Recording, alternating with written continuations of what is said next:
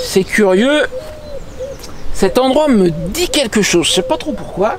Bah oui, évidemment, la vidéo sur Descartes, tu l'as déjà faite, t'es passé ici il y a 2 ans. C'est pas la peine de la refaire, hein. Eh ben, t'as mal fait ton enquête, Colombo, parce que sinon tu devrais savoir qu'il y a pas mal de choses qui ont changé. Déjà ici au camping, c'est plus la même équipe, pour commencer. Ouais, c'est jamais que Descartes, hein, voilà. Ah ouais? Eh ben détrompe-toi, tu risques d'être surpris. Et puis quand je suis passé en 2021, j'ai pas tout dit, pas tout montré de la région, loin de là. En fait, il y a des tas de trucs que je connaissais pas à l'époque, que j'ai découvert entre temps. Du coup, Descartes, ça a beau être dans le centre du pays, en Indre-et-Loire, on pourrait se dire, ouais, pour les vacances, il n'y a pas grand chose, ça vaut pas le coup. Ben en fait, si. Ouais. Comme quoi, bah, figure-toi qu'il y a des gens célèbres qui viennent ici, à Descartes, spécifiquement une fois par an, au mois de juillet. Oui, monsieur. Ah ouais. Et c'est qui tes gens célèbres? Ben ça, je vais pas te le dire, non mais dis donc, tu rêves. Pour le savoir, faudra regarder la suite de la vidéo. Et puis, accessoirement, tu peux aller faire un tour de poney à 15 minutes d'ici, à peine. Toi, tu vas faire du poney. Je te l'accorde, un poney, ça va pas être ma pointure, mais c'est un petit truc un peu particulier. C'est pas une société qui fait de la balade à cheval à la file indienne, chaque cheval ayant l'habitude de suivre celui qui est devant. C'est une association qui fait notamment beaucoup de sauvetage de poneys et de chevaux. Et ça m'a paru intéressant, je pense que ça vaut le coup qu'on en parle.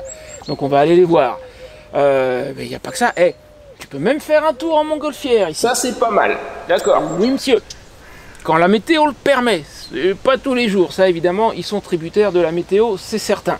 Il y a un musée de l'automobile ancienne, là il y a un tout petit peu plus de route, c'est à 50 minutes, à Azel-Rideau, mais 50 minutes c'est pas encore le bout du monde, ça fait partie des choses que tu peux faire en partant de Descartes.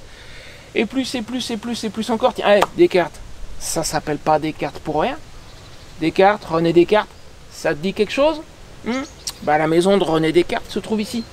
Et il y a tout un tas d'autres choses. On va un petit peu explorer les activités à faire dans la région aujourd'hui. Et accessoirement, on va lui clouer le bec. Ah ouais.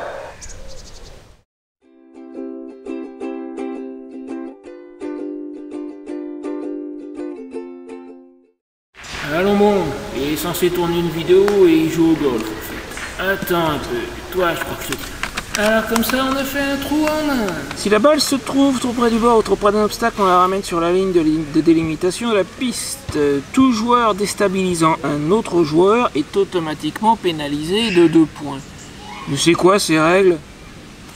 Moi quand je joue, j'ai plus l'habitude de jouer aux boules, j'avoue que de temps en temps je fais un petit bruit, je déstabilise un petit peu l'adversaire, ça m'arrive.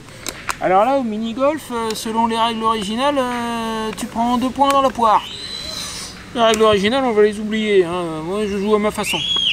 Alors oui, je sais, je commence par un truc assez bateau, je te l'accorde, mais ça mérite quand même d'être mentionné.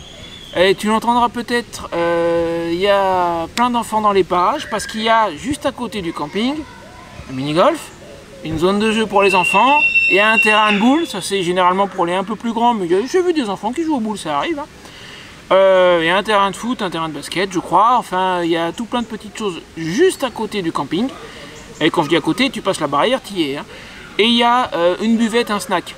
Du coup, quand tu as fini ta session hautement sportive, eh ben, tu peux aller boire un coup ou manger un morceau. Et ça, c'est directement à la porte du camping. Et franchement, je trouve que c'est pas mal. Et d'ailleurs, je pense que ce qu'on va faire, on va faire les activités à faire sur Descartes en partant du camping.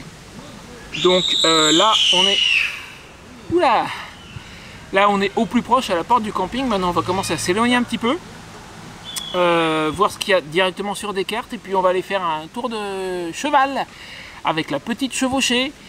Et ça se terminera avec l'attraction la plus éloignée qui est le musée de l'automobile ancienne à Azel-Rideau. Tu vas voir qu'il y a, comme je disais dans l'introduction, un tas de choses ici.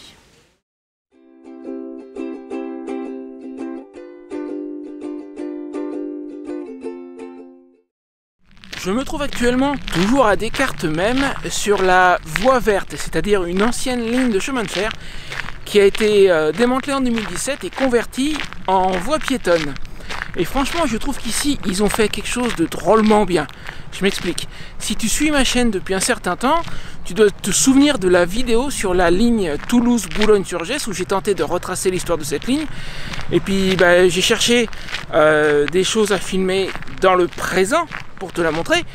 Et j'ai pas retrouvé grand-chose, sincèrement, parce qu'il ne reste rien de cette ancienne ligne. J'ai retrouvé 2 gares, le viaduc, et puis c'est tout, quoi.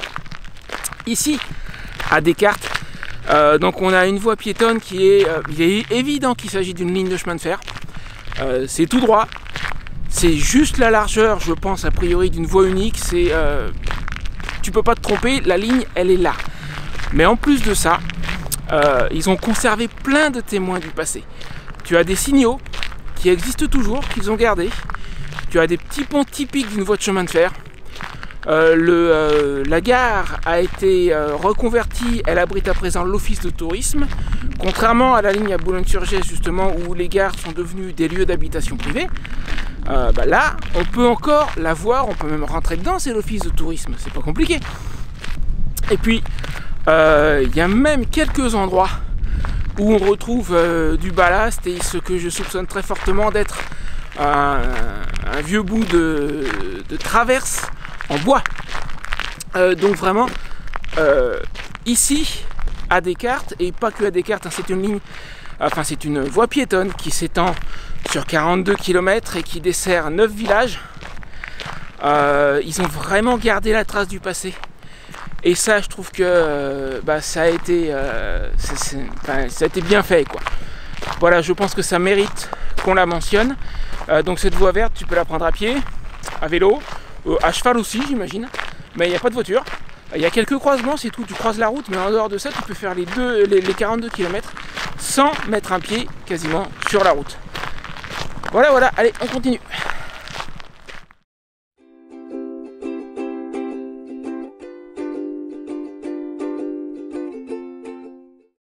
Savais-tu que Descartes, c'est la cité des trois René? À commencer par René Descartes, évidemment, le célèbre mathématicien, philosophe et physicien, né à La Haye en Touraine en 1596, dont la maison natale se trouve juste derrière moi et qui se visite d'ailleurs, c'est un musée. S'il est né à La Haye, et comme tu dis, sa maison natale ne peut pas se trouver à Descartes.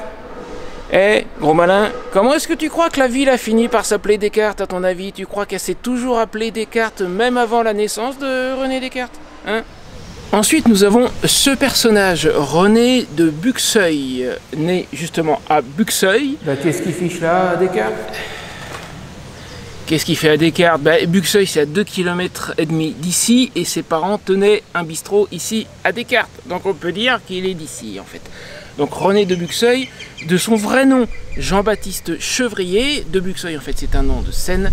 C'est un compositeur et chansonnier français qui a pour particularité d'être devenu aveugle à l'âge de 11 ans suite à une décharge de carabine à plomb d'un camarade qui s'amusait donc avec une carabine à plomb que notre pauvre René a pris en pleine face.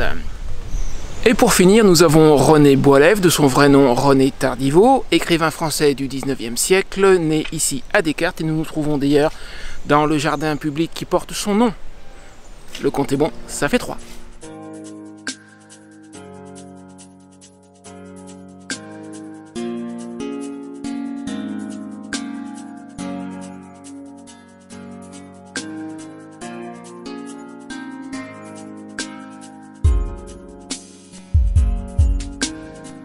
Ce jardin est l'un des plus beaux de la région, voire même peut-être un des plus beaux jardins de France, si tu écoutes le jardinier qui s'en occupe et que j'ai rencontré. Encore un passionné. On en verra d'autres dans cette vidéo. Force est de constater manifestement qu'il a raison, son jardin est absolument sublime. Ici, tu verras aussi notamment le pont de la Résistance qui a été détruit à de nombreuses reprises, dont la dernière fois lors de la Deuxième Guerre mondiale, et 3 églises enfin. 2,5, l'une d'entre elles ayant été récemment frappée par la foudre.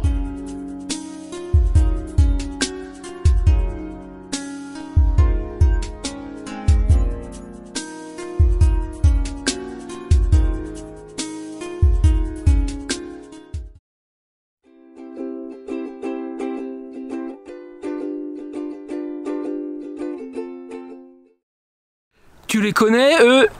Et ouais, et les Baudins viennent à Descartes tous les ans au mois de juillet. Ça te la coupe, ça, hein? Alors par contre, un petit conseil pour ceux qui auraient envie d'assister au spectacle. D'après ce qu'on m'a dit, ils ouvrent les réservations au mois d'octobre, je crois, et ça se vend comme des petits pains. Alors si tu veux assister au spectacle, eh ben, perds pas de temps, hein. Dès que tu vois qu'ils ont ouvert les réservations, fonce, jette-toi dessus. Et ça vaut aussi pour le camping, parce que si j'ai bien compris, quand les Baudins sont dans les parages, donc encore une fois à Descartes, c'est tous les mois de juillet, le camping il a une petite tendance à être complet. Donc si tu veux venir au camping en juillet, que ce soit pour eux, que ce soit pas pour eux d'ailleurs, pareil, tu as intérêt à réserver à l'avance parce que les places sont rares. Voilà.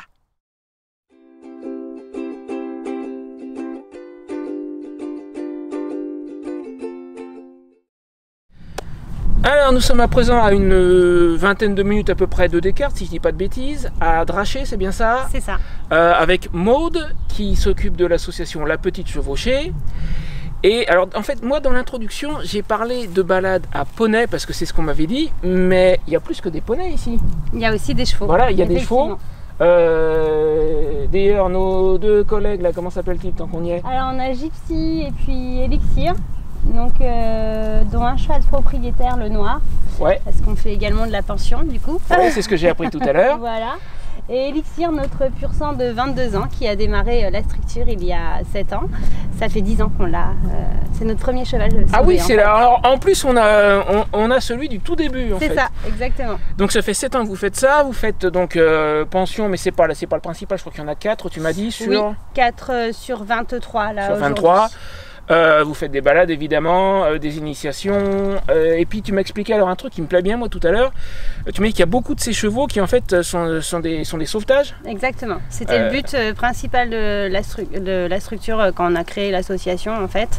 Le but c'était de réhabiliter des chevaux à qui on offrait une seconde vie. Donc ça peut être de tout, ça peut être de Elixir, arrêt de la compétition à 12 ans, donc une pré-retraite. Ça peut être des chevaux maltraités aussi, ouais. Des chevaux battus. Ça arrive beaucoup ça? Ouais, ça arrive, on en récupère. Alors ceux-là, on les réhabilite et puis on voit ce qu'ils peuvent proposer en fonction de leur capacité physique et morale.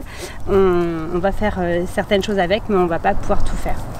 Et du coup, on m'avait sollicité pour, comment dirais-je, redévelopper un petit peu le tourisme dans le sud de l'Indre-et-Loire.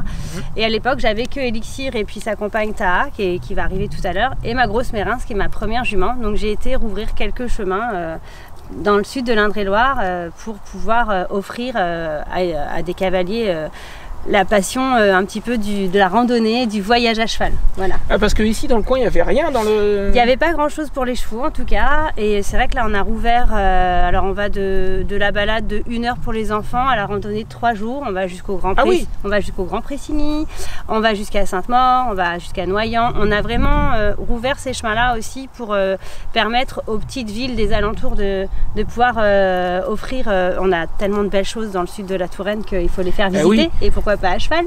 Oui, je suis d'accord, c'est pas le premier endroit auquel on pense pour aller par exemple passer ses vacances ou un week-end, mais la région est magnifique. La région est magnifique, c'est un petit peu vallonné, c'est sûr qu'on n'est pas à la montagne, mais c'est un petit peu vallonné, c'est joli. Petit peu, ouais. Il y a plein de belles choses à faire. Là à Draché, on a la pierre percée qui est un domaine qui est surplombé, il faut aller le visiter. C'est plein d'histoires. Donc nous on l'a fait à cheval pour voir un petit peu ce qui se passait là-bas, et puis oui effectivement, et puis de fil en aiguille j'ai eu de la clientèle qui m'a demandé d'autres choses. Donc moi je suis accompagnatrice tourisme équestre à la base, mais il y a 4 ans j'ai eu la chance d'être appelée par la Fédération Française d'Équitation pour passer mon monitorat, enfin le BPGEPS comme tout le monde le dit, et du coup j'ai passé mon diplôme d'enseignante équestre, orientation, équitation d'extérieur. Donc depuis 4 ans maintenant j'offre des cours aux cavaliers qui le souhaitent, en plus des balades et des randonnées. Ça permet de perfectionner certaines choses, ça permet de faire découvrir les disciplines équestres. Voilà, on a un panel assez large parce qu'on essaye de contenter tout le monde, parce que l'équitation c'est pas que de la compète, c'est pas tout ce qu'on peut voir. Voilà, il y a vraiment plein de choses à voir, du travail à pied. On est très orienté éthologie et travail à pied. Et puis moi j'ai à cœur de retravailler les chevaux pour leur permettre d'aller bien. Je les retravaille alors moi en débourrage ou en redébourrage. On a eu des pensions comme ça, dont la jument qui va arriver aussi, des bénévoles qui sont présents pour la journée. Et puis du coup, voilà, on fait un petit peu tout ça.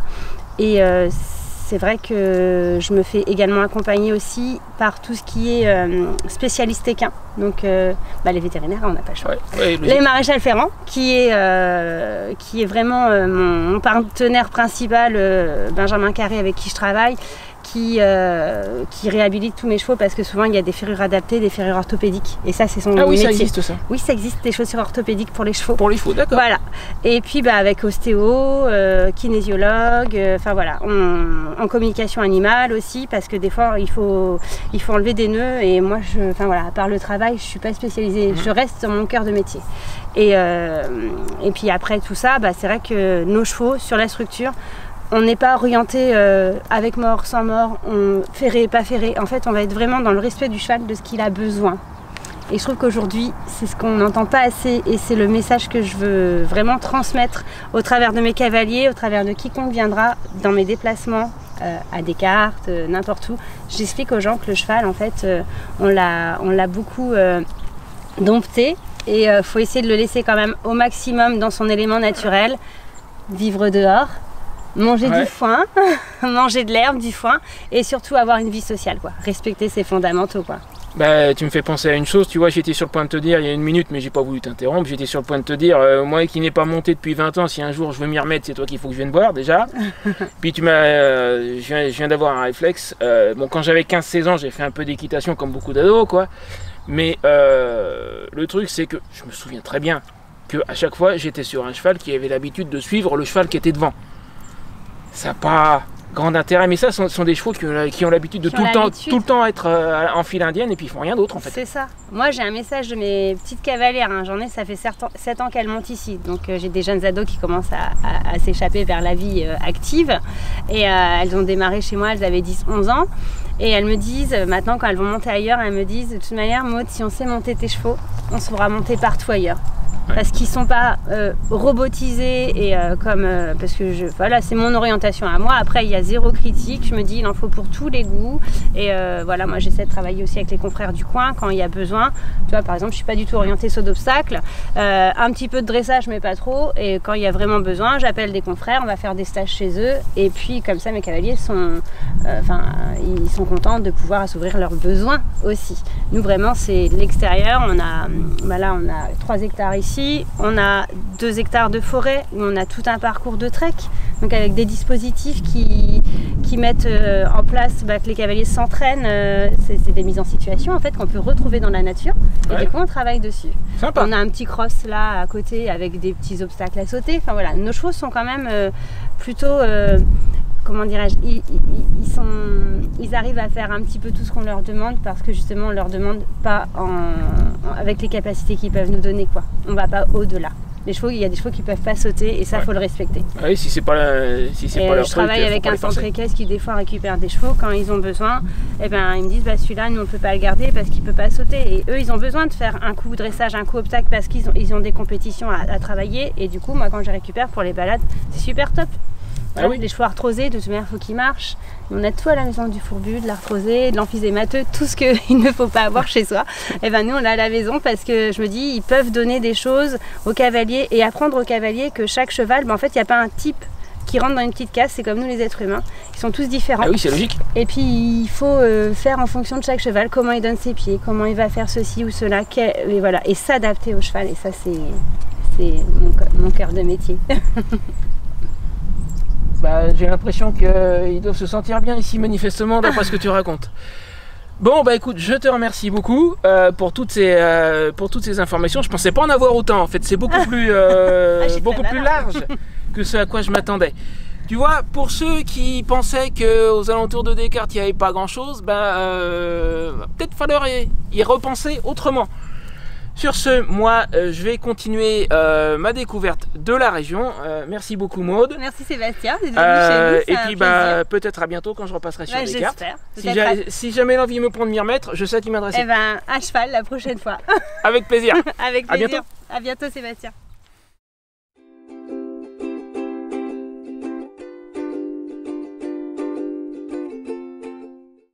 Alors, nous sommes à présent à peu près 50 minutes de Descartes. Alors, j'allais dire à Azel-Rideau, mais en fait, on est à côté d'Azel-Rideau. La commune s'appelle... Alors, on est à Azel-Rideau, quand même, mais c'est le lieu-dit Marnais. D'accord, le lieu dit Marnais, village, ouais. à Azel-Rideau, et plus spécifiquement au musée Maurice Dufresne.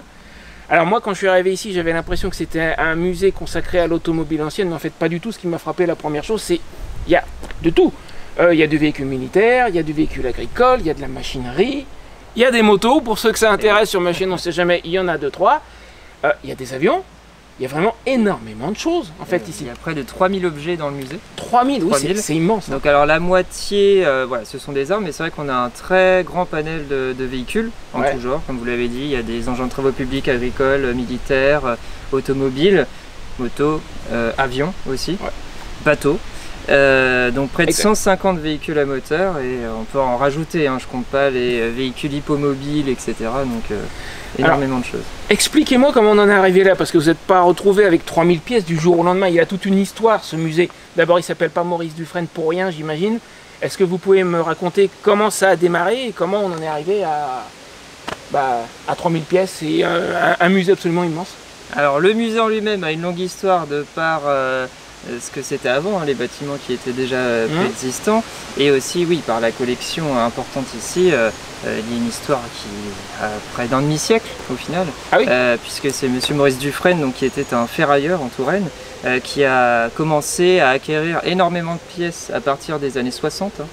Alors vers la fin des années 50, début 60, et au lieu de jeter au pilon toute la ferraille qu'on lui amenait, notamment tous les véhicules, il les mettait de côté.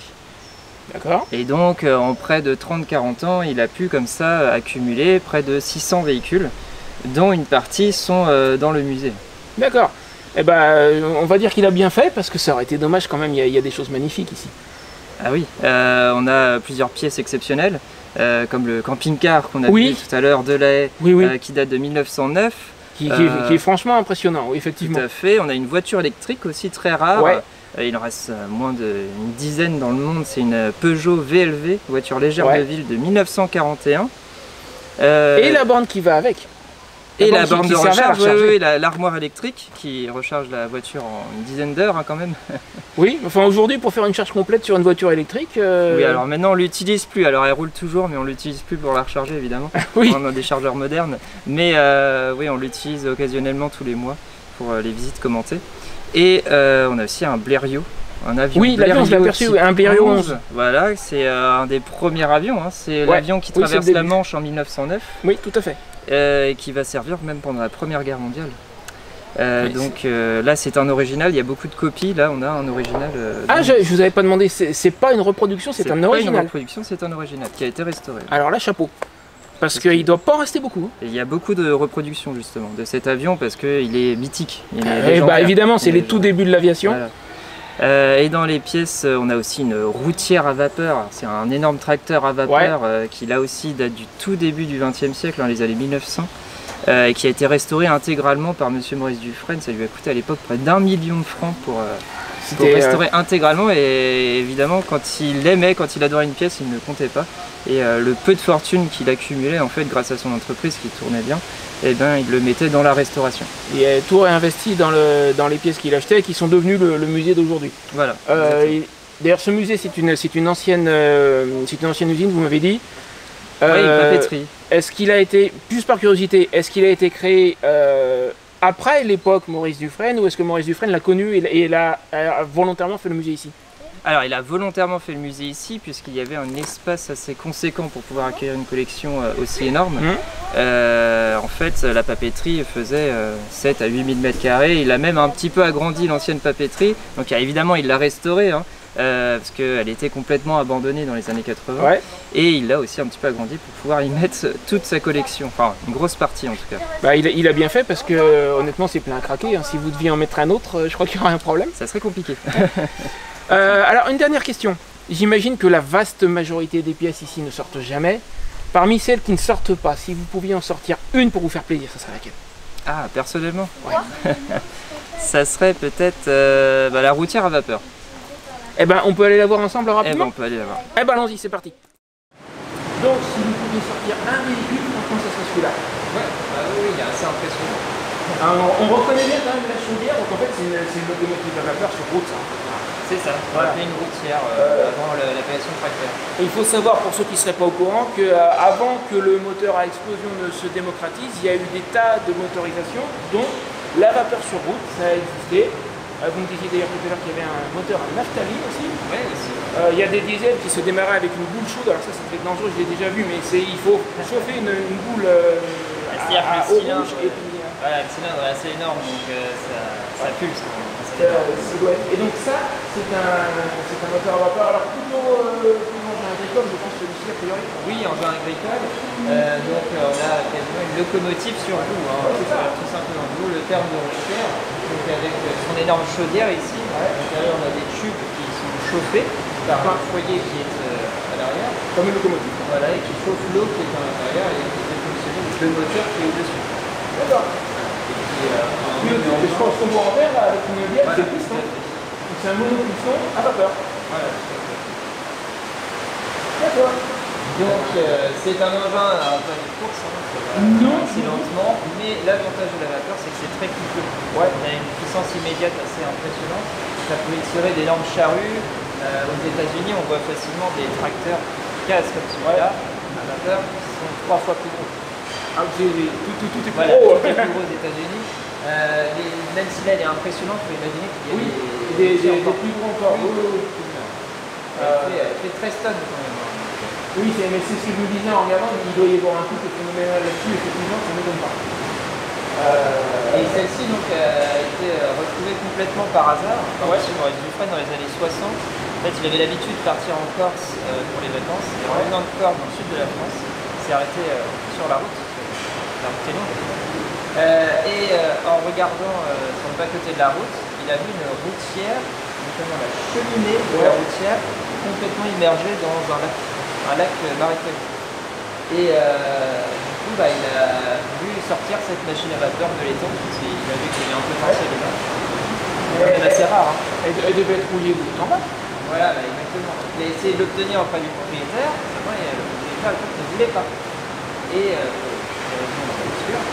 il a dû attendre que le petit-fils, près de 20 ans après, que le petit-fils daigne se séparer de la machine pour qu'il puisse la récupérer et la restaurer. Pour en parler, elle a continué à rouiller. Elle a continué à rouiller, c'est pour ça que cette restauration a coûté près d'1 million de francs à l'époque. C'était carrément une reconstruction à la limite. Quasiment. Et d'autant que les pièces, j'imagine, ne se trouvent pas. Ne se trouvent pas, donc pour refaire des pièces. Pour refaire les pièces sur mesure. Tout à fait. Pour arriver à un résultat qui Il n'y a pas de service après-vente d'un engin de 1900. C'est un peu tard. C'est un peu tard. Je pense que la garantie doit expirer. Même si la marque existe toujours, mais... Ah, la marque existe toujours. Ah ouais. Écoutez, merci beaucoup pour cette petite visite personnalisée. Ça a été un vrai plaisir. Encore une fois, je répète, un plaisir impressionnant. Le billet d'entrée, sincèrement, vu la taille et le nombre de véhicules qu'on peut voir, 12 € pour un adulte, c'est franchement pas excessif. C'est pas méchant. Je pense qu'on peut y passer largement une bonne demi-journée, on n'aura pas tout vu. Même plus, des personnes qui arrivent le matin et qui se laissent entraîner par le musée et qui repartent à 19 h. C'est tellement grand, il y en a tellement que on doit même pouvoir y passer la journée, effectivement. Merci beaucoup. Merci à vous et puis bonne fin de visite. Merci, et puis la vidéo dans une quinzaine de jours à peu près. Ouais. Super. Bon, et à la suite, on retourne à Descartes, je pense.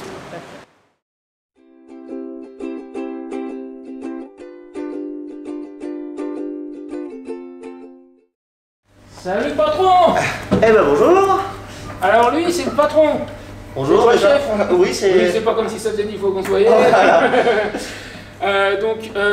Lui, c'est Bruno, et il y a un petit truc marrant en ce qui te concerne que j'ai... Mais tu vas m'aider à le raconter la première fois que je suis arrivé ici. Donc en fait, le camping a été racheté, c'est plus municipal, et quand je suis arrivé ici il y a à peu près un mois, je pose la moto devant l'accueil, et je commence à essayer de faire une vidéo, puis il y a un petit monsieur qui me fait « Mais vous avez pas une chaîne YouTube ?» Non, mais c'est tout à fait exact. En fait, quelque part, vu qu'on a eu les clés juste à la mi-avril, quelque part, il fallait que je me renseigne du camping. Et donc, j'ai trouvé Sur la chaîne YouTube, ça y est que je me souviens plus du nom. Voilà, 2 € une tente, maintenant Voilà, ça change de nom depuis. voilà. Et en fait, j'ai trouvé toute l'explication à peu près du camping, des alentours, etc. Et donc, en fait, j'ai reconnu ce petit monsieur direct. Alors, je me pointe comme une fleur, j'arrive là, je suis célèbre. C'est pas mal quand même. Oui, c'est vrai. pas mal. Donc, pour la petite histoire, le camping, oh, j'ai du mal, moi, le camping a été racheté par une chaîne qui s'appelle Only Camp. Ah, t'as pas le t-shirt Only Camp aujourd'hui? Ah, c'est pas bien. Ah si. Donc voilà, par cette chaîne-là. Et alors tu m'as expliqué un truc qui moi me plaît beaucoup en fait. J'en parle peut-être pas souvent, mais je pense que ça sera pas un secret pour certains. Les gros campings qui font à moitié parc d'attractions, moi, c'est pas mon truc. Et apparemment, c'est pas le vôtre non plus, Voilà. si j'ai bien compris. Voilà, nous, dans le principe du réseau Onlycamp, en fait, nous, le principe, c'est d'avoir des petits campings à taille familiale, conviviale, comme celui-là. Comme celui-là et plein d'autres, parmi les 35 campings qu'on exploite pour l'instant cette année en 2023, on sera certainement beaucoup plus à la fin de l'année 2023, voire plus. Et donc on récupère que des petits campings à taille humaine. Et en gros, l'usine à touristes, c'est pas pour nous. Ben, c'est pas pour moi non plus. Ça voilà. Et nous, ce qu'on préfère, c'est voilà, faire à la limite des petites animations comme voilà, on a une petite masseuse qui vient l'après-midi. On va dire que l'année prochaine, certainement, qu'on fera peut-être une petite animation l'après-midi avec des petits poneys, etc. Ouais, qu'on a déjà vu, on en a déjà parlé dans la vidéo. Mais voilà, ça se limite à des petites choses calmes pour que le soir, on puisse profiter du calme du site et passer de bonnes vacances dans le repos. Et de peinard. Et bah ça, moi, tu vois, ça me plaît bien. Du coup, avant de tomber ici, je connaissais pas Only Camp. C'est peut-être un truc que je regarderai quand même dans le futur parce que le concept me plaît, quoi. Voilà. Et puis, accessoirement, un petit café, c'est possible? Eh ben, accessoirement, un petit café. C'est possible. Hein? Il peut le faire. Puis ça fait du bien. Il est pas mal. Ouais. Il est pas mal, il se boit. Ouais, bah, c'est pour du café de Colombie. Hein. Café, quand même. De Colombie, il a simplement vu le nom sur le paquet. Hein. Voilà, c'est Bruno ou c'est grand-mère? Ouais, non, voilà. J'allais la faire celle-là. Bon, bah, ça va être la fin de la vidéo. Je pense qu'on est pas mal là quand même. Reconnais que la région a du potentiel. Ouais, j'admets, la région vaut le coup, t'avais pas tort. Oh, il admet que j'avais raison. Alors, elle est pas mal. Et non, mon cochon, tu serais pas allé te chercher une glace au snack, toi, des fois? Hein? Puis tu m'as rien ramené. Ouais, dis donc, faudrait peut-être pas pousser. Je viens de te donner raison quand même, hein, je te signale. Ouais. C'est pas faux, c'est déjà une belle satisfaction. Ouais. Et les trucs qu'on n'a pas fait quand même, qu'on n'a pas pu voir, c'est dommage. Ah ouais, c'est exact, il y a des choses qu'on n'a pas pu aller faire, qu'on n'a pas pu montrer, mais en même temps, il y a tellement d'attractions dans le coin, en fait, il y en a une liste. Mais ouais, j'aurais bien vu un décollage en montgolfière, moi, ça m'aurait bien plu. Ah bah oui, les montgolfières, oui, j'aurais bien aimé, mais t'as vu le vent qu'il y a? Ça a été comme ça toute la semaine, c'est pas énormément de vent, mais c'est trop pour les montgolfières, malheureusement. J'aurais bien voulu filmer un décollage, je les avais contactés. Mais ils m'ont dit, s'il y a trop de vent, c'est cuit. Pourtant, c'est pas loin d'ici, hein. Ils font des décollages à 15 km. Ils m'avaient dit, si on en fait un, ça sera 15 km de Descartes. Dommage, ça vraiment, j'aurais bien aimé. Et puis quand j'aurai un petit peu plus de budget, j'aimerais bien faire un vol à montgolfière aussi. Et puis tu sais quoi?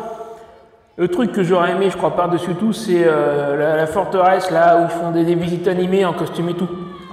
Ah ouais, tu veux dire la forteresse de Montbazon? Ouais, avec les visites animées en costume et tout. Ouais, j'ai même entendu dire qu'à l'entrée, ils te donnent 2 deniers d'époque pour aller chez les artisans médiévaux, faire tes emplettes ou faire fabriquer des choses à dépenser sur place. Et non, en fait, tu crois qu'ils se sont abonnés? Ah ouais, si, je crois que j'en ai vu 2-3 qui se sont abonnés à l'instant. Ils ont laissé des commentaires aussi, ouais, c'est pas mal. Ouais. C'est pas mal, mais peut mieux faire. Allez. Ah ouais, il y en a quelques-uns, ouais, effectivement. Tu sais, il y a on nous avait recommandé aussi la réserve zoologique de la Haute-Touche, avec c'est à 40 km d'ici à peu près, avec une particularité assez sympa apparemment, d'après ce qu'on nous a dit. Pour accéder au parking, en fait, tu traverses la réserve avec ton véhicule. Ça, je pense que ça doit être sympa, ça. Ouais, enfin bon, il y a ça, puis il Il y a des tas d'autres choses, on pouvait pas tout mettre. Faites-moi exploser ce bouton. Ouais, oh, je suis sûr qu'ils ont déjà laissé le petit j'aime, le petit commentaire et tout. Allez, et puis j'espère qu'ils vont aller voir la vidéo suivante qu'on leur met juste là. À mon avis, elle va leur plaire. C'est un autre joli coin à visiter. Bon ben, salut les petits, vous inquiétez pas, je vous promets, je vais continuer à lui casser les pieds. Surtout que c'est lui qui paye pour la glace.